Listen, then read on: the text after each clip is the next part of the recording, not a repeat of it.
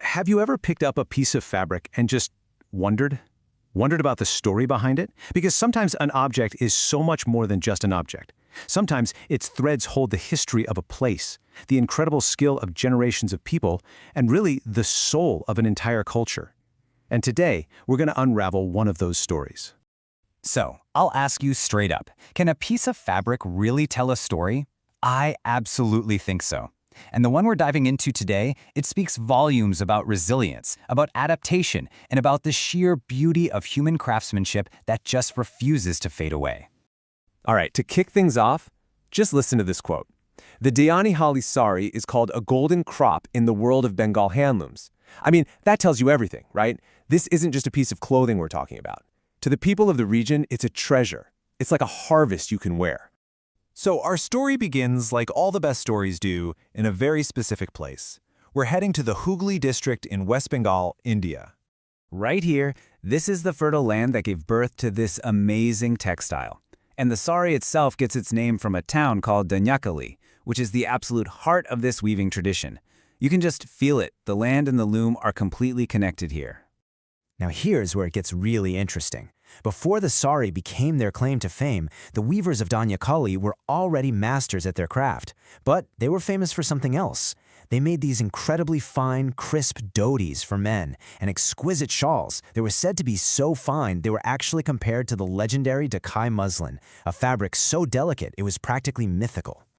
But you know how it is. Times change, fashions change, and this led to a massive turning point in the region's history. A really clever pivot from making men's dhotis to weaving the saris they are so famous for today. So let's just walk through this timeline, because it tells the whole story. Back in the 1930s, it's all about those top-quality dhotis. Then by the 1940s, these super skilled artisans see the market shifting and they adapt. They don't give up their craft, they just evolve it. Then comes a huge moment in 1942. Dyed yarn is introduced. Suddenly, these traditionally gray, muted fabrics just explode with color. And this whole journey leads all the way to 2011 when they get that prestigious GI tag, a huge deal we'll talk about in a minute. So what is it that makes this fabric so special? Let's get into the details. The kind of craftsmanship that you can literally feel. First things first, you gotta know the word tant. It's Bengali for handloom. But it's so much more than just a tool. The tant is like a time capsule, holding centuries of technique and skill passed down from one generation of weavers to the next. Now look at this, 2 to 5 days. Let that sink in. That's how long it takes a single weaver, working 10 to 12 hours a day, to create just one Dhaniakhali Saree. In that same amount of time, a factory could churn out thousands of garments. This is the opposite of mass production. It's pure patience, skill, and just incredible human effort. So okay, if you could hold one right now, what would you feel? Well, it's got this unique, crisp, compact texture. It's a little coarser than other cottons, which gives it this beautiful structure. The weave is incredibly tight. We're talking a high thread count here, which makes it super durable but also breathable, perfect for a warm, humid place like Bengal. And you would definitely notice the border. It's thick, and usually in a contrasting color, made with a special weave called a dabi that creates these cool geometric patterns. But the story isn't just in the feel of the fabric, it's woven right into the patterns. These aren't just pretty designs, they're symbols of the land and its culture. And this right here is the perfect example. The Kajorchori, which translates to date branch, is the signature Dhaniakhali motif. You'll see it on the palu, that decorative end piece of the sari. And the way they make it is just fascinating.